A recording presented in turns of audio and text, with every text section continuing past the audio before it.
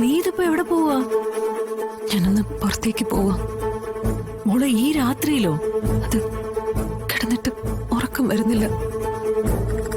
ഞാൻ വെറുതെ ആണെങ്കിലും വിഷ്ണുട്ടനെ കൊണ്ടുവരാന്ന് അച്ഛനോട് വാക്ക് പറഞ്ഞതല്ലേ. എന്റെ മനസ്സ് പറയുന്നു ഞങ്ങൾ പോയിട്ടുള്ള സ്ഥലങ്ങളിൽ എവിടെയോ വിഷ്ണുവേട്ടൻ വന്നിരിക്കുന്നുണ്ടെന്നൊരു തോന്നല്. ചിലപ്പോ വെറും തോന്നലായിരിക്കും. മനസ്സിന്റെ വിഭ്രാന്തി എന്നോ മുഴുഭ്രാന്തെന്നോ എന്ത് വേണമെങ്കിലും വിശേഷിപ്പിക്കാം.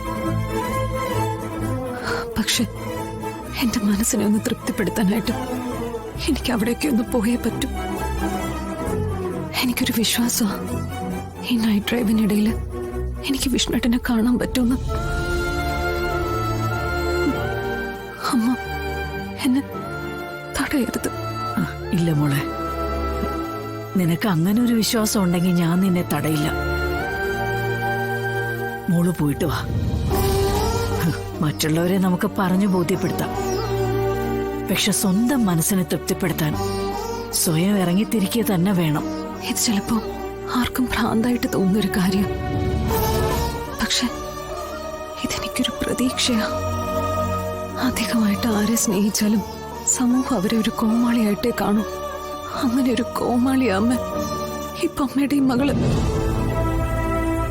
സ്വയം നേറി മറ്റുള്ളവരെ ചിരിപ്പിക്കുന്ന ഒരു കോമാളി.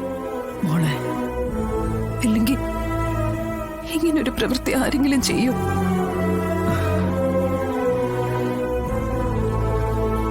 എന്തായാലും ഞാൻ ഈ വേഷമായിട്ട് മുന്നോട്ട് പോവുക തന്നെ ചെയ്യും.